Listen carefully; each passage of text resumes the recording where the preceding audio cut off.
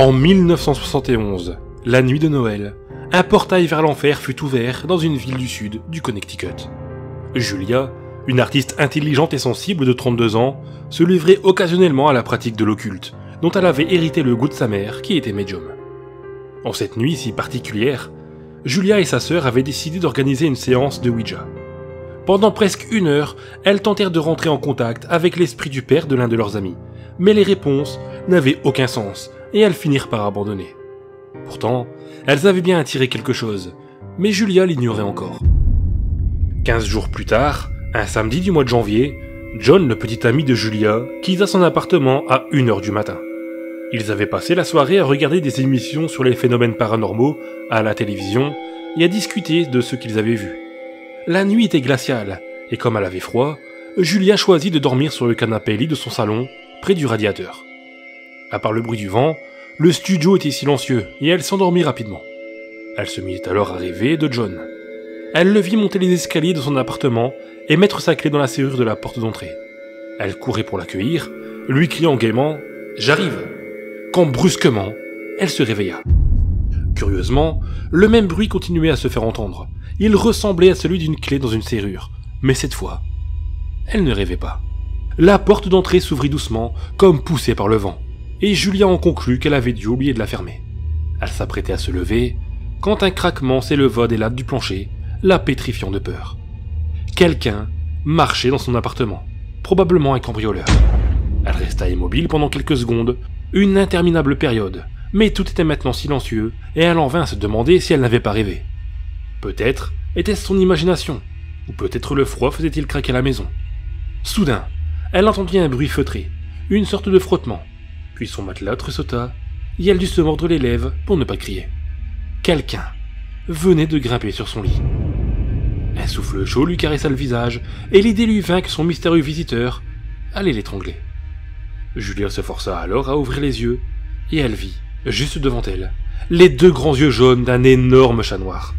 Horrifiée, elle se mit à hurler aussi fort qu'elle le pouvait. Alors lentement, très lentement, le chat fit demi-tour avant de sauter gracieusement sur le sol. Stupéfaite, Julia se redressa sur les coudes, et soudain, elle la vit. Une fille se tenait debout au pied de son lit, juste derrière le chat. Elle devait avoir dans les 14 ans. Elle portait une sorte de chemise de travail, un jean, et de longs cheveux blonds entouraient son visage livide. Ses grands yeux bleus la fixaient avec amusement. La fille commença à avancer vers elle, et le chat la suivit. Julia aurait voulu bouger, ou tout du moins refermer la bouche, mais elle s'aperçut avec effroi qu'elle était incapable de faire le moindre mouvement. La fille la regarda elle au moment sans rien dire, puis elle tourna les talons et traversa le salon, le chat à ses pieds. Au même moment, Julia se retrouva libérée.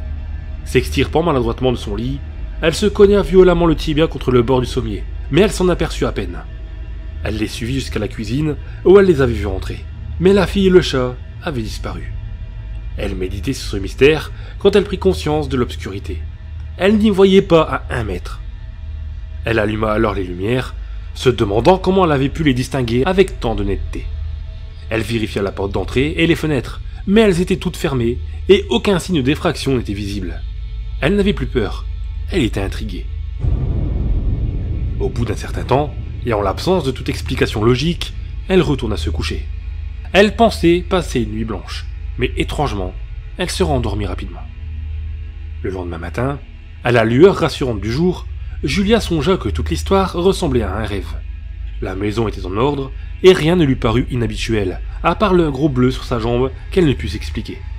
Elle aurait probablement fini par oublier l'incident si quelque chose ne lui était arrivé, une expérience si traumatisante qu'elle allait la terrifier. Vers la fin du mois de février, son petit ami, son frère Marc et sa femme Lucie vinrent passer la soirée chez elle. La nuit était froide et brumeuse, mais l'ambiance était chaleureuse. Comme sa belle-sœur était enceinte, elle pouvait accoucher d'un jour à l'autre, Julia lui proposa d'interroger les esprits sur le sexe de l'enfant. Et l'idée parut l'enchanter. Les 2 filles questionnèrent le Ouija pendant une vingtaine de minutes, mais désignant une suite incohérente de lettres, il refusa de leur répondre. Marc et sa femme quittèrent l'appartement vers 23h, et John regarda la télévision avec elle avant de s'en aller 2 heures plus tard. Après son départ, Julia se trouva bizarrement gelée une fois de plus, et elle décida de dormir sur le canapé lit du salon. Elle se réveilla peu de temps après, frigorifiée. Le froid était intense, profond. Il l'enveloppait entièrement, coulant sur sa peau et dans ses veines, et la pensée effleura qu'elle était en train de mourir. Soudain, le bout de son lit s'affaissa, et immédiatement, elle pensa au chat. Elle se redressa, mais comme elle tâtonnait sa couverture dans l'espoir de le trouver, quelque chose sauta sur elle, la faisant basculer en arrière et l'écrasant complètement. Julia commença alors à suffoquer. Elle tenta de se débattre pour se libérer, mais elle était incapable de bouger, et la certitude la submergea qu'elle allait mourir là, étouffée sur son matelas. Elle était sur le point de perdre connaissance quand 2 mains glaciales lui caressèrent le bas du visage. D'abord le menton, puis les joues et les lèvres. Bizarrement, ce contact fut comme un électrochoc. En une fraction de seconde, elle se souvient des conseils de l'un de ses amis, qui lui avait expliqué comment réagir en cas d'attaque démoniaque. Elle essaya de parler, en vain. Sa langue semblait collée à son palais et ses lèvres scellées.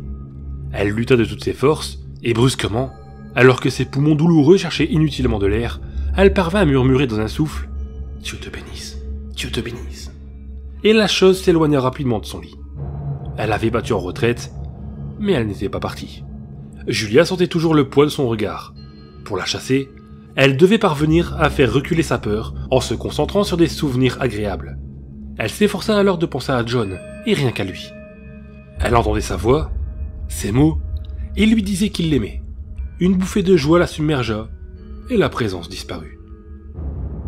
Julia, qui avait senti les doigts glacés de la mort l'effleurer, décida de faire appel aux 2 célèbres enquêteurs du paranormal, Ed et Lorraine Warren. Ed, qui était démonologue, lui expliqua qu'elle avait invité une entité la nuit de Noël, en utilisant une planche Ouija avec son ami. Souvent, les gens qui se servent d'une planche Ouija deviennent les jouets de l'esprit maléfique qu'ils invoquent sans le vouloir. Au mois de janvier, vous aviez l'esprit tourné vers l'occulte, ce qui vous rendait particulièrement sensible à ce genre d'expérience, et le démon en a profité pour se manifester. En février, quand vous vous êtes servi du Ouija une nouvelle fois, il en a profité pour revenir vous voir. Il est tellement puissant qu'il a refusé de partir quand vous avez employé les mots sacrés. Malheureusement, si Ed et Lorraine parvinrent à rassurer Julia et à l'aider à se protéger, se débarrasser de l'esprit maléfique se révéla impossible. Des années plus tard, la porte de son appartement continuait à s'ouvrir au milieu de la nuit, et elle entendait toujours les pas feutrés du gros chat noir qui marchait sur le plancher du salon. Les morses relèvent ce fameux soir où les gens s'amusent et se déguisent, les âmes finissent morcelées, scellées lorsque l'enfance se brise. Horreur, mystère, un vent glacial, fait trembler jusqu'en Antarctique. Légende urbaine, creepypasta, c'est l'heure du récit fantastique.